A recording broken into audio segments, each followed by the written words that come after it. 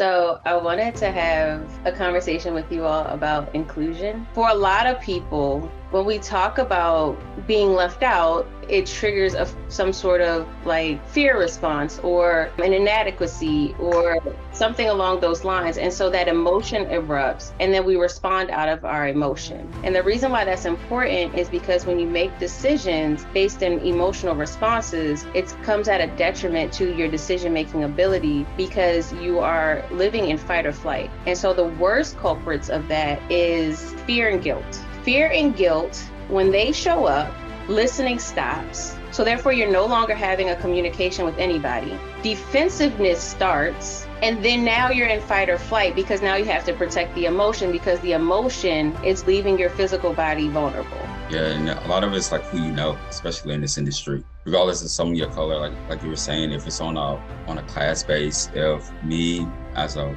black male and a white male, both on the same class level, I may feel like he's gonna have a better potential, which he just probably does have a leg up prior to me just due off of a 3-second conversation with somebody they're gonna say, well, your race is more qualified. And it shouldn't even really be that. It should be more on what the person's bringing to the table.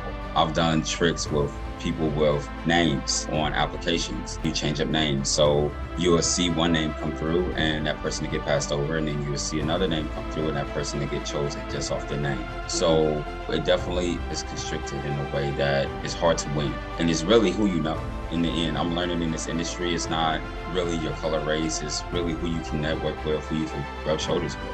And it's rough. Yeah, and even when it comes to accessing the people to know, it still matters how you show up, what you look like, what construct you fit in, how we intersect and where we connect. And so if we're not in the same places at the same time, we're never gonna connect. Yeah, and if you don't get there, then if you don't have a map to get there, then right, like you're saying, we're never gonna meet at the same place. Like I was thinking about, you were referencing generational trauma, but I think that many people have generational trauma and trauma in their own actual life, whether childhood or adult or relationship trauma. And that only adds to that fight or flight, and then only adds to the anger response, and it's interesting because like I've talked with you before, Ashley, like I've experienced what might have been, and I was in an award ceremony, so I didn't really get to ask a lot of questions, but I think it was some type of generational trauma from a person who's like in charge of diversity, equity, and inclusion, and was just like attacking me because I said I worked in the cannabis industry and I was white, and I tried to be gentle, and again, it wasn't really a place where I had a lot of opportunity to continue asking questions and trying to be curious about why I was getting taxed just because I said I'm a cannabis nurse. But it's interesting, and I'm so grateful to you, Ashley, and to this, what a benefit to this group to be able to have this conversation. I mean, for me, for sure, but because so many people are just afraid to have these conversations, especially when not everybody is the same color. Yeah, because we're all scared of what the next person's gonna say. Mm-hmm. We're all scared about saying the wrong thing, right? We're all scared about how somebody's gonna receive me. I would say a lot of us are afraid because we don't necessarily have control of our income and our livelihood. So if you say the wrong thing and somebody cuts you off financially, it's like you gotta kind of play the game. Don't bite the hand that feeds you. Yeah, and that's real too, because you have to do what you have to do, right? Like, it's okay to be in a situation where you might feel one way and be experiencing an injustice, but continue down the path knowing your intention behind the experience you're in, right? So if I'm in my job and I'm working because this is what pays the bills, obviously you're there to do that. That's what we're here for. I'm not here to engage with this particular injustice. I can advocate as far as my advocacy can go on my own behalf, but that's just, it only goes but so far in most cases. Also recognize that your place of employment doesn't define you. I think that a lot of times when a lot of times, and I'm guilty of this too, a lot of times we define ourselves based off of the job or how far we've gotten or our degrees.